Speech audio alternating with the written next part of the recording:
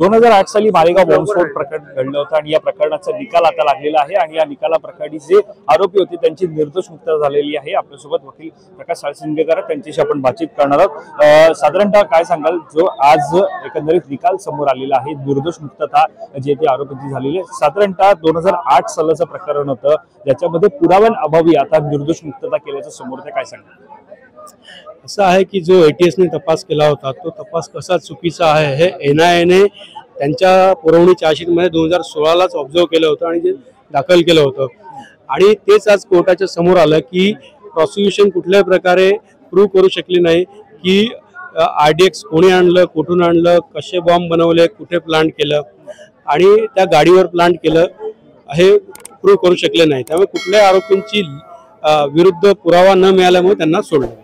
त्या प्रकारे आता 2008 ला प्रकरण घडलं होतं, त्यावेळेला सुद्धा हेच सांगितलं गेलं होतं की नेमके आरडीएक्स कुठून आणलं असेल किंवा या सगळ्याचं त्यावेळेला सुद्धा घडलं होतं, मात्र इतके वर्ष लागली त्या प्रकरणाला आणि आता निर्दोष मुक्त झालेली। असं आहे की ही केस जी आहे ही वेगवेगळ्या कारणाने हायकोर्ट आणि सुप्रीम कोर्टला वेगवेगळे आरोपी गेले होते आणि त्यामुळे ही केस पेंडिंग होती आणि त्यानंतर जेव्हा ही केस सुरू झाली तर 7 आरोपींच्या विरुद्ध फक्त चार्ज फ्रेम केला गेला, कारण बाकीच्या आरोपींविरुद्ध काही मटेरियल मिळालं नाही आणि त्यानंतर जे साक्षीदार समोर आले त्यात 325 साक्षीदारांपैकी कोणीही असं स्ट्रॉंगली ह्या आरोपींच्या विरोधात सांगितलं नाही, त्यामुळे त्यांना सोडण्यात आलं। कोर्टाचा निर्वाणा, कोर्टाचा निकाल कशा प्रकारे लागला? म्हणजे कोर्टाचा निकाल, कोर्टाने आता जेव्हा निकाल दिला त्यावेळेला काय सांगितलं? कोर्टाने हे सांगितलं की अशा घटना ह्या दुर्दैवी आहेत, अशा घटना व्हायला नको, पण योग्य प्रकारचा पुरावा समोर येऊ शकला नाही। संशय जरी असला तरी संशय हा पुराव्याची जागा घेऊ शकत नाही, त्यामुळे आरोपींना त्यातनं कोर्टाने सोडलं।